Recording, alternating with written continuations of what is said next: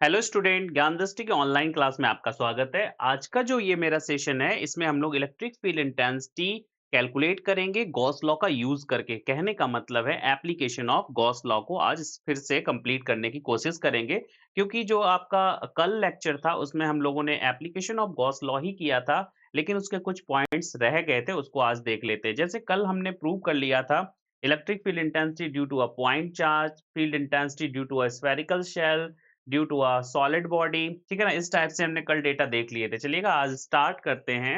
आपका एक और पॉइंट होगा, ई पॉइंट ले ले रहे थे या डी पॉइंट अभी रह गया था ना? कल के सेक्शन में डी पॉइंट होगा electric field intensity due to a long wire. ठीक है, तो हेडिंग डाल दे रहे हैं electric field intensity intensity due to a long wire, long charged wire. ठीक है ना? वही चार्ज नहीं होगा तो कैलकुलेशन भी नहीं आ पाएगी। ठीक है ना? ओके, सबसे पहले एक ज्योमेट्रिकल बना लेते हैं। यहाँ पर एक वायर ले लेते हैं। ये इनफाइनाइटली लॉन्ग है, तो डॉट डॉट ऊपर कर दो और डॉट डॉट नीचे नीचे कर दो। ठीक है ना? ठीक है, डॉटेड डॉटेड कर दिया। बीच में एक सेक्शन हमने छोड़ दिया है, क्योंकि इसका थोड़ा सा डेटा यहाँ पर क्लियर कर लेंगे कि ये लेंथ आपकी एल हमने थोड़ा सॉलिड लाइन से कर रखी है। इस पर कोई चार्ज दे दिया है। कितना चार्ज दिया है? पॉजिटिव का ही देंगे, और क्यू चार्ज हम लोगों ने इस पर दे दिया है। कितना दे दिया? Q charge. ठीक है। अब क्या होता है कि जब भी आपको इसकी इलेक्ट्रिक फील्ड कैलकुलेट करनी होगी, तो एक पॉइंट ऑफ ऑब्जर्वेशन भी तो होगा। तो चलिएगा, एक पॉइंट ऑफ ऑब्जर्वेशन ले ले रहे हैं। इस वायर से यहाँ कुछ डिस्टेंस आर पर एक पॉइंट पी है। ठीक है ना? अब आपको वही स्टोरी करनी होगी। एक गॉसियन सरफेस ऐसे बनाना पड़ेगा जो इस पॉइंट पी को पास करता हुआ जाए और इस चार्ज बॉडी को कवर कर ले या इनक्लोज कर ले। ठीक है ना? तो आप खुद देखो, मैंने भी आपको कल बताया था, इससे पहले जब हमने गॉस लॉ को समझाया था, तो वहां भी बताया था कि जो गॉसियन सरफेस होता है वो सिमेट्रिकल टू द बॉडी होता है। ठीक है, और सिमेट्रिकल टू द बॉडी हो तो ज्यादा अच्छा है। ठीक है ना? बन तो और भी चीजें जाती हैं, लेकिन अगर सिमेट्रिकल टू द बॉडी यहाँ पर बनाने की कोशिश करेंगे, तो देखो जरा, एक वायर का अगर जूम करें, ठीक है, इतना ज़्यादा इसको फैला दें इस वायर को, तो ये भी इस पॉइंट पर टच होता हुआ चला जाए, तो यहाँ पर एक सिलेंडर बन जाएगा। ठीक है ना? देखो मैं वही काम कर रहा हूँ, यहाँ पर सिलेंडर बना दे रहा हूँ। पहले इस चार्ज को थोड़ा-सा यहाँ हटा दो ताकि सिलेंडर आसानी से दिख जाए। ठीक है? देखो, इसका ये वाला जब हम इसको जूम करेंगे वायर को, तो यहाँ पर भी पास होता हुआ जाएगा और यहाँ इतना ही डिस्टेंस इधर ले लेगा। ठीक है? और ये नीच में क्रॉस सेक्शन एरिया नीचे दिखाई दे जाएगा, ऊपर भी एक क्रॉस सेक्शन एरिया दिख जाएगा। इस टाइप से ये सिलेंडर बन जाएगा। ठीक है? चार्ज तो पूरा है ये वायर, ऊपर जो डॉटेड डॉटेड है वो भी चार्ज है, नीचे भी चार्ज है। हम लोग ना एक एल लेंथ का कंसीडर कर ले रहे हैं सिलेंडर, क्योंकि जब हम लोग एल लेंथ का निकाल लेंगे ना फील्ड कितना आ रहा है, तो इनफाइनाइट लेंथ को निकालने के लिए उसी में थोड़ा-सा डेटा का करेक्शन कर लेंगे, अगर वो लेंथ पर डिपेंड है तब। ठीक है ना? तो चलिए देख लेते हैं क्या दिक्कत है। और इसका जो रेडियस बन रहा है वो तो आर ही है, क्योंकि क्रॉस सेक्शन का वही डिस्टेंस बनेगा जो ये पॉइंट ऑफ ऑब्जर्वेशन की डिस्टेंस है। ये भी रेडियस कितनी हो जाएगी? आर। ठीक है ना? अब देखो यहाँ पर जो फ्लक्स आउट हो रहा होगा इस बॉडी से, यही तो गॉस ने कहा था। गॉस थ्योरम में क्या कहा गया है? फ्रॉम गॉस थ्योरम,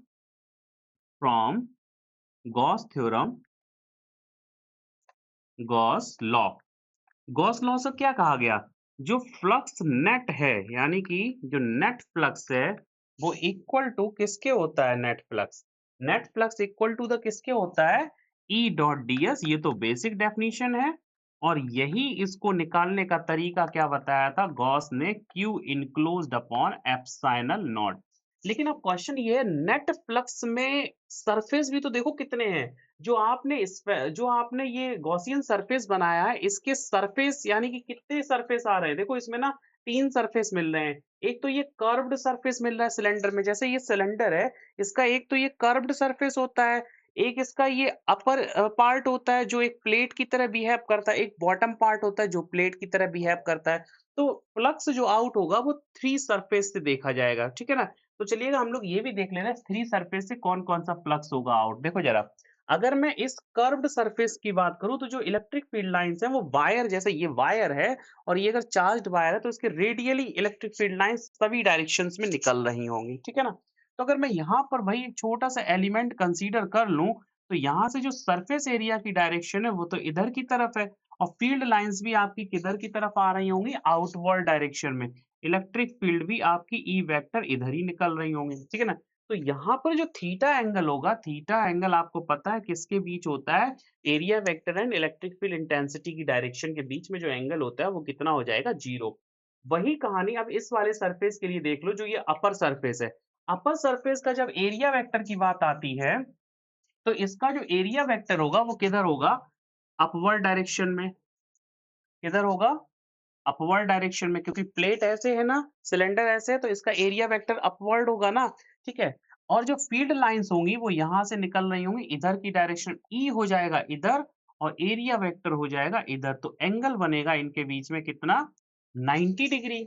ऐसे ही अगर मैं बॉटम वाले पार्ट की बात करूँ तो यहाँ भी देखो जो एरिया वेक्टर होगा वो तो एस टाइप से यहाँ पर होगा, डीएस वेक्टर, ठीक है ना?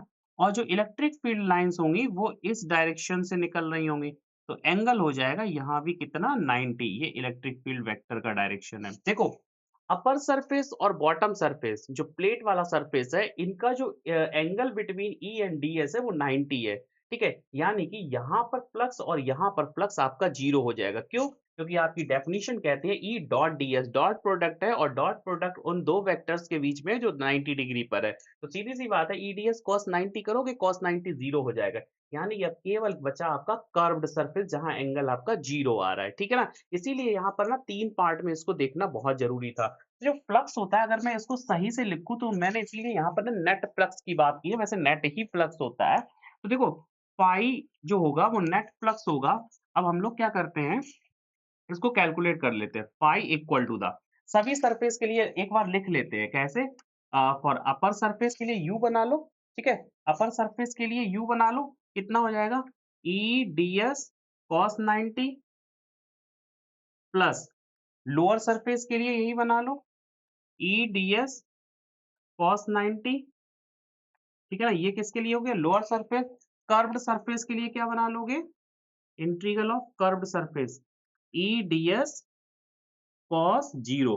तो देखो, जो आपने जो पाई लिखा था ना ई डॉट डीएस उसको ना 3 पार्ट में डिवाइड हो गया, ठीक है? ये अपर सरफेस, ये लोअर सरफेस और ये आपका 1 मिनट ज़रा माइक को लगा लें सही से।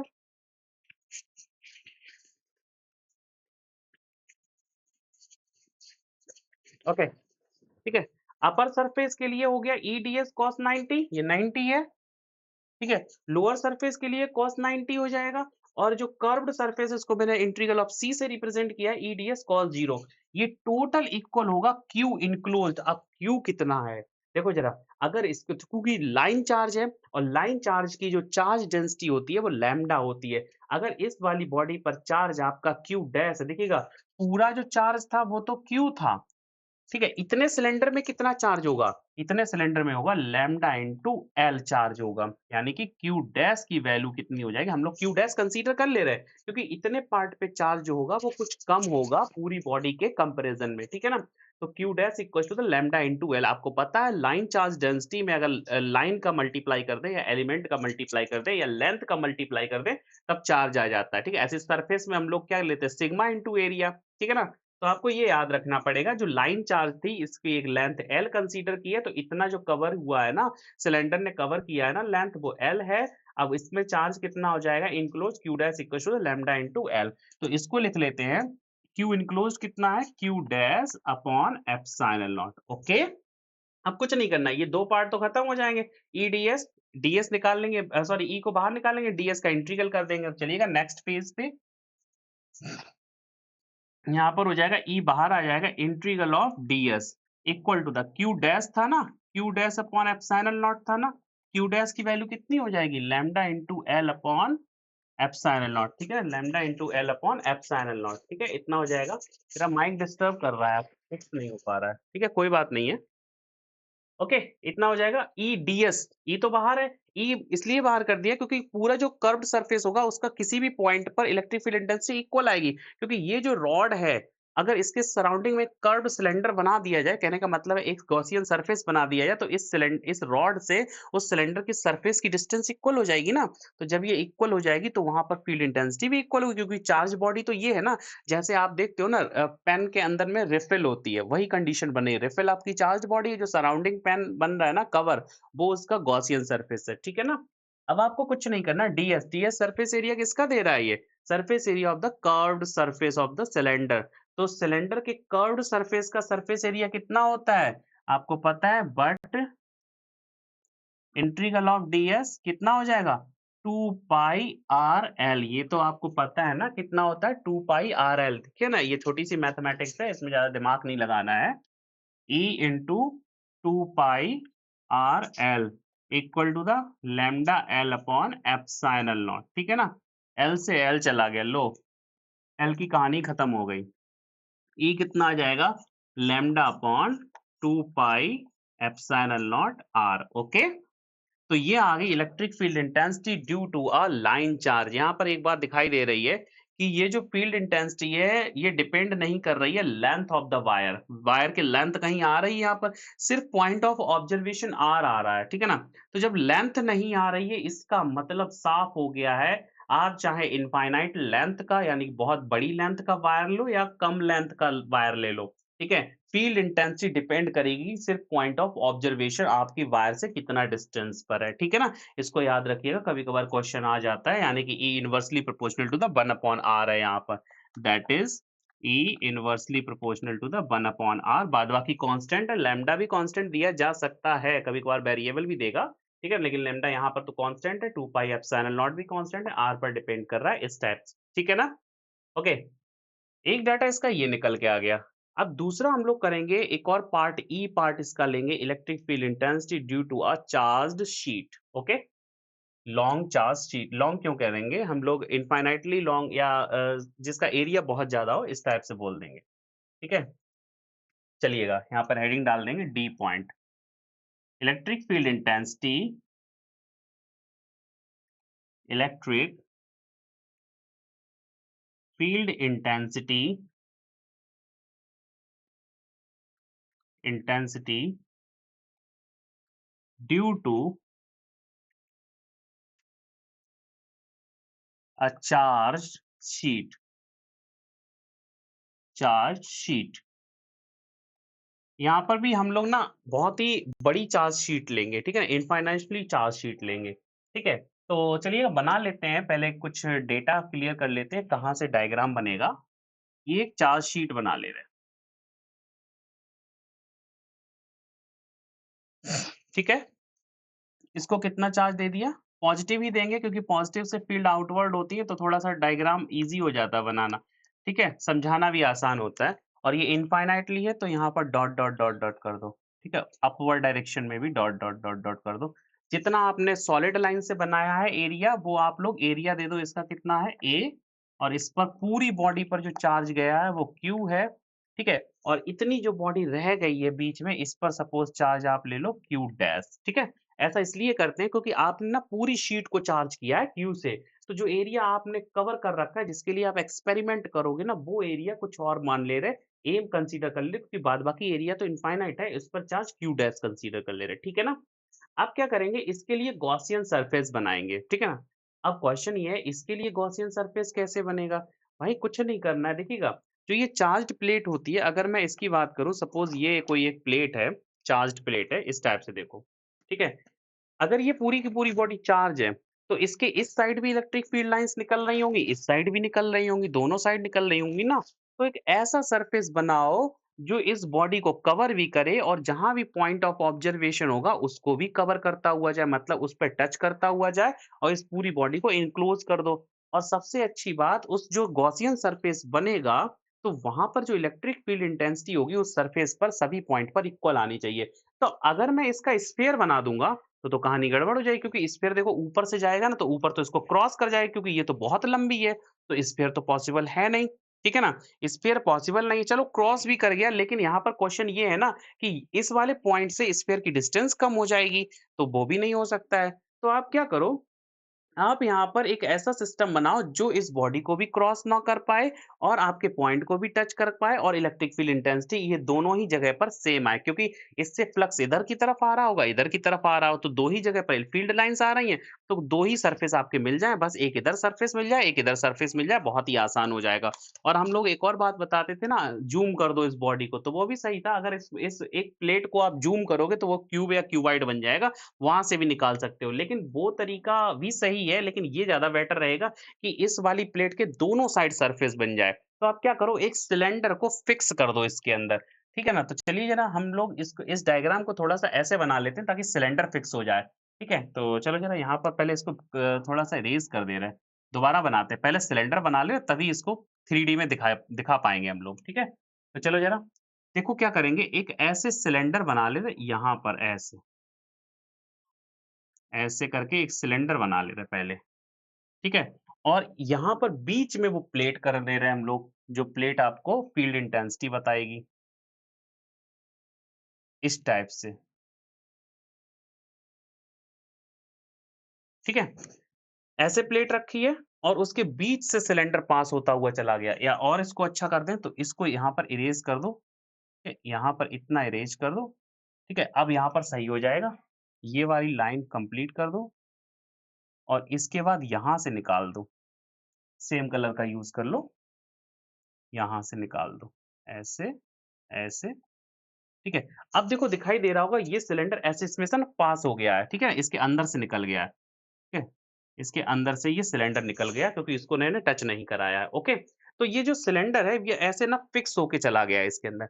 तब देखो, जो अब वही कहानी यहाँ पर लिख दे रहा है, इसको पॉज़िटिव चार्ज दिया था ना, इसको पॉज़िटिव चार्ज दिया था ना, ओके? जो क्यू डैश चार्ज कंसीडर किया था वो भी रहने दो, वो भी हम लोग ना इतने एरिया के लिए कर ले रहे हैं, क्यों? क्योंकि इसका एरिया आप A बना लो, इसका कितना एरिया है? A है और इसका एरिया कितना है? A है, तो ज़्यादा आसान रहेगा क्योंकि प्लेट कितनी भी बड़ी हो सकती है, प्लेट तो बहुत बड़ी है, ठीक है? इनफाइनाइटली लॉन्ग है, थोड़ा डेटा चेंज कर देते हैं, जो इससे पहले बताया था वो भी डेटा सही था, ठीक है? और जो चार्ज पूरा दिया गया है वो कितना है? Q है, और जो चार्ज इस पर आया है ना, इस पूरी यहाँ पर यानी कि इतने एरिया पर चार्ज, ठीक है? इतनी प्लेट पर जो एरिया आपके सिलेंडर ने कवर अप कर रखा है, उस पर चार्ज ले ले रहे हैं कितना? Q डैश, ठीक है ना? कितना चार्ज ले ले रहे हैं? Q डैश ले ले रहे हैं, ओके? अब आपको क्या करना होगा, इस Q डैश चार्ज इनक्लोज़ मानेंगे। अब देखो 2 प्लेट हो गई यहाँ पर, एक आपकी राइट साइड में, एक आपकी लेफ्ट साइड में, ठीक है ना? सिलेंडर थोड़ा-सा टेढ़ा बना है, आप लोग सीधा बनाइएगा, टेढ़ा नहीं इसका कॉन्सेप्ट है, सीधा सिलेंडर पास होके गया है, ओके? अब आप देखो 2 एरिया दिखाई दे रहे हैं यहाँ पर, एक कर्व्ड भी दिखाई दे रहा है, लेकिन कर्व्ड का फ़ील्ड यहाँ पर नहीं आएगा क्योंकि फ़ील्ड लाइन्स इधर हैं और कर्व्ड का एंगल ऊपर की तरफ है। ज़रा देखो, यहाँ पर अगर मैं आपको यहाँ पर वही कहानी है, सिलेंडर में 3 सरफेस एरिया होते हैं, इधर का सरफेस एरिया इधर हो जाएगा डीएस और इलेक्ट्रिक फ़ील्ड लाइन्स का एंगल भी इधर हो जाएगा, ठीक है ना? और इस प्लेट से इधर भी एरिया अगर देखा जाए तो यहाँ हो जाएगा डीएस इधर की डायरेक्शन में और इलेक्ट्रिक फ़ील्ड लाइन्स का भी एंगल इधर की तरफ हो जाएगा। तो देखो, एक इधर फ्लक्स मिल रहा है, एक इधर फ्लक्स मिल रहा है, मतलब 2 फ्लक्स मिल रहा है और दोनों का एंगल 0-0 दिखाई दे रहा है सरफेस एरिया के साथ इलेक्ट्रिक फील्ड का, ठीक है ना? एक और स्टोरी यहाँ पर, अगर कर्व्ड सरफेस की बात करो तो इसका एरिया डीएस ऊपर की तरफ है और फील्ड लाइन्स आपकी इधर की तरफ आ रही हैं। तो यहाँ पर जो एंगल बन रहा है वो कितना बनेगा? 90 डिग्री। ठीक है? क्योंकि कर्व्ड सरफेस ऊपर की तरफ है और इलेक्ट्रिक फील्ड लाइन्स इधर की तरफ जा रही हैं। तो फील्ड लाइन्स और डीएस यानी कि सरफेस एरिया के बीच में एंगल यहाँ पर 90 है, तो ये वाला फ्लक्स 0 हो जाएगा। कर्व्ड फ्लक्स का यहाँ नहीं आएगा एंगल, यानी कि फ्लक्स आपका नहीं आएगा और यहाँ पर जो फ्लक्स आएगा वो आपके बॉटम यानी कि राइट साइड और लेफ्ट साइड सरफेस के लिए आएँगे। तो चलिएगा अब यहाँ पर फ्लक्स लिख ले रहे हैं, इसको डायरेक्ट लिखेंगे। फाई जो नेट होगा वो इक्वल टू द होगा Q enclosed upon epsilon not, और Q इनक्लोज्ड है आपका Q डैश, ये मैंने रखा है यहाँ पर Q डैश, यहाँ पर लिख लो Q डैश है इसके अंदर चार्ज, ठीक है ना? इतनी प्लेट जो बची है ना इसके ने जो कवर कर रखी है उस पे चार्ज आपका Q डैश है। बाद बाकी पूरे पर तो Q है। अब Q डैश कितना होगा? यहाँ पर लिख लो Q dash equals to the charge density into area. भाई ये जो प्लेट है इसका एरिया कितना होगा? उतना ही तो होगा जितना ये सिलेंडर का एरिया A है। सिलेंडर का जो क्रॉस सेक्शन एरिया, क्योंकि यही तो पूरा का पूरा गया है ना इसके अंदर से, तो सिग्मा इंटू ए, ठीक है ना? पूरी प्लेट का तो एरिया इनफाइनाइट है, वही मैं कहानी कर रहा हूँ। जैसे एक इनफाइनाइट लेंथ का निकाला था, एक एल लेंथ कंसीडर करके, वैसे एक छोटा सा एरिया कंसीडर करके निकाल ले रहे हैं, ठीक है? बाद में मल्टीप्लाई डिवाइड करते रहेंगे, ओके? अब क्या करेंगे? कुछ नहीं, फाइनाइट कैसे निकालेंगे? ई डी एस cos 0 वाला आएगा, ठीक है ना? किसके लिए? राइट साइड सरफेस के लिए, राइट साइड क्रॉस सेक्शन के लिए, उसके बाद EDS लेफ्ट साइड सरफेस के लिए cos 0 और प्लस EDS cos 90 ये किसके लिए आएगा? सॉरी 90 ये किसके लिए आएगा? ये आपका कर्व्ड सरफेस के लिए आएगा equal to the Q dash कितना है? Sigma A upon epsilon naught, ठीक है ना? ये आपको ध्यान रखना होगा क्योंकि अभी जो इससे पहले डेटा पूरे किए थे उसमें एक ही सरफेस बन रहा था आपका, जैसे आपने स्फेरिकल बॉडी ले रखी थी, ठीक है? अब यहाँ पर ना दोनों ही केस जो किए हैं उसमें दो दो सरफेस बन रहे हैं, ठीक है? अब देखो क्या करेंगे यहाँ पर, आपको कुछ नहीं करना, ये दोनों तो रहेंगे, ये टर्मिनेट हो जाएगा cos 90 वाला, तो ये cos 0 बन, ये भी बन, तो यहाँ पर EDS 2 टाइम्स ऑफ EDS हो जाएगा क्योंकि लेफ्ट साइड का जो सरफेस है और राइट साइड का सरफेस, ये जो क्रॉस सेक्शन, इनके एरिया सेम है, ठीक है ना? और एरिया है कितने टोटल? A कंसीडर किया है ना, तो बस बाद बाकी लिख लो यहाँ पर, नेक्स्ट पेपर पे चले जाओ। यहाँ हो जाएगा EDS का 2 टाइम्स हो जाएगा, ठीक है? लेफ्ट और राइट के एरिया इक्वल है, कुछ नहीं करना है। आप चाहो तो इक्वल ना करो, दोनों की वैल्यू रख दो तो भी आसान है। देखो कैसे, E integral of ds for left side plus E integral of ds for right side equal to the sigma A upon epsilon naught, okay? अब EDS लेफ्ट साइड का एरिया कितना है? कर्व्ड सरफेस का, कर्व्ड बोल रहा हूँ, जो cross section इसका A है और राइट साइड का भी टोटल एरिया A रखा है, तो बस इंटीग्रल ऑफ ds कितना हो जाएगा? A, ये हो जाएगा E into A plus E into A equal to the sigma A upon epsilon naught. A तो हट गया ना पूरे सिस्टम से, A चला जाएगा, A कॉमन लेके हटा दो, तो बचेगा कितना? 2E equal to the sigma upon epsilon naught, E equal to the sigma upon 2 epsilon naught, okay? इसको आपको याद रखना होगा, जो electric field intensity due to a charge sheet है वो ना तो एरिया पर डिपेंड कर रही है और ना ही पॉइंट ऑफ ऑब्जर्वेशन पर, वो कांस्टेंट आ रही है, यानी कि बहुत पास जब फील्ड निकालोगे तो वो कांस्टेंट आएगी। यहाँ पर जो r डिस्टेंस है वो बहुत दूर नहीं रखी है। r डिस्टेंस का मतलब आप समझ रहे हो? जरा देखो यहाँ पर, जो ये पॉइंट ऑफ ऑब्जर्वेशन है ना, यहाँ पर लिया था, ठीक है? हमने आपको बताया नहीं, यहाँ पर क्योंकि यहाँ पर फील्ड निकलनी, तो ये पॉइंट ऑफ ऑब्जर्वेशन कितनी डिस्टेंस पर है? सपोज r डिस्टेंस पर है, ठीक है? और या l डिस्टेंस पर है और ये भी l डिस्टेंस पर है इधर से, लेकिन वो इस पर डिपेंड नहीं कर रही क्योंकि सिलेंडर की लेंथ अगर 2l ले ली जाए तो वो इस पर डिपेंड नहीं कर रही, इस l या r पर, कुछ भी मान लो, r मान लो या l मान लो, ठीक है ना? थोड़ी सी डिस्टेंस पास होगी अगर, तब अगर बहुत दूर होगा तो वहां पर फील्ड बिल्कुल नहीं आएगी, लेकिन कुछ डिस्टेंस पर जितनी आएगी, थोड़ा सा आगे पीछे करोगे इक्वल आएगी, कांस्टेंट आएगी, ठीक है? तो आपको ये ध्यान रखना होगा, सिग्मा अपॉन 2 एप्सिलॉन नॉट आती है, ठीक है? तो आज की क्लास में इतना ही रखेंगे। नेक्स्ट हम लोग इसके कुछ न्यूमेरिकल्स लेके आएंगे। देखिएगा न्यूमेरिकल वाला सेशन जो चल रहा है वहां से कंप्लीट करते रहो इसके न्यूमेरिकल, ठीक है ना? तो चलिए।